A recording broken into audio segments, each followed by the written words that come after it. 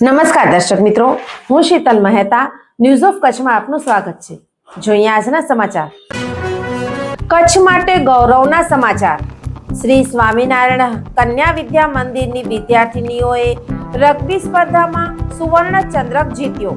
શ્રી સ્વામિનારાયણ કન્યા વિદ્યા મંદિર ભુજની વિદ્યાર્થીનીઓએ ખેલ મહાકુંભ 2025 અંતર્ગત રગ્બી સ્પર્ધામાં શાનદાર પ્રદર્શન કરી સુવર્ણ ચંદ્રક જીત્યો છે। ગાંધીનગર ખાતે યોજાયેલી રાજ્ય સ્તરીય સ્પર્ધામાં કચ્છનું પ્રતિનિધિત્વ કરતી દીકરીઓએ સમગ્ર ગુજરાતમાં પ્રથમ સ્થાન મેળવી કચ્છનું નામ રોશન કર્યું છે।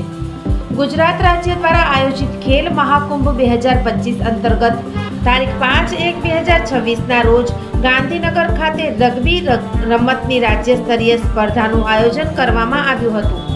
આ સ્પર્ધામાં કચ્છ જિલ્લાના પ્રતિનિધિ તરીકે શ્રી સ્વામિનારાયણ કન્યા વિદ્યા મંદિર ભુજની વિદ્યાર્થીનીઓએ ભાગ લીધો હતો।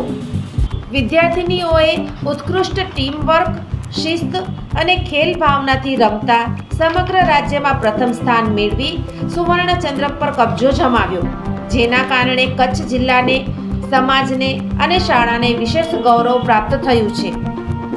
આ સિદ્ધિ બદલ શ્રી ભુજ સ્વામિનારાયણ મંદિરના પૂજ્ય મહંત સ્વામી, સમસ્ત સંત મંડળ તથા સાંખ્ય યોગી મહંત સામબાઈ ફઈ સહિત સમસ્ત સાંખ્ય યોગી બહેનોએ વિજયી દીકરીઓને અંતરના આશીર્વાદ અને શુભેચ્છાઓ પાઠવી છે।